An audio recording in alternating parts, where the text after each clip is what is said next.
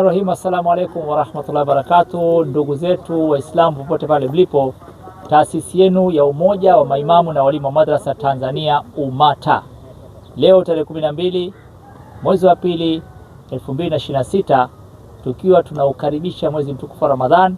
Kama mnavyojua, siku chache zijazo tunampokea mgeni Ramadhan.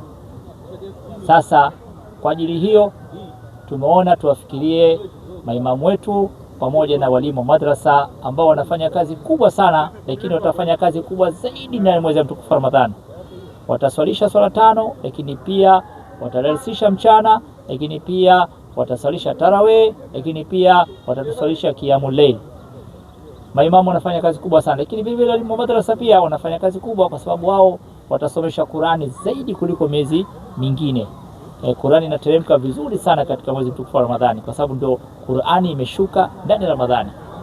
Kwa ndugu zangu, naomba niwape wito, sisi pamoja, umoja wa maimamu, lakini pamoja na nyinyi popote pale mlipo kokote duniani, tushirikiane katika kuwasaidia maimamu wetu, tushirikiane katika kuwasaidia walimu wa madrasa, tushirikiane katika kuwasaidia Watanzania waliokuwa na hali duni, tushirikiane katika kuwasaidia wajane, tushirikiane kuwasaidia yatima, tushirikiane katika kuwasaidia walemavu, tushirikiane katika kuwasaidia maskini ambao hawana cha kufuturu katika mwezi mtukufu wa Ramadhani.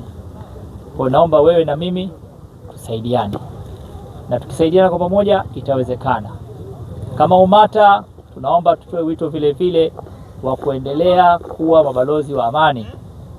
Nchi yetu tunataka amani iendelee kudumu katika mwezi mtukufu wa Ramadhani. Kama mnavyojua, dua zinakubaliwa.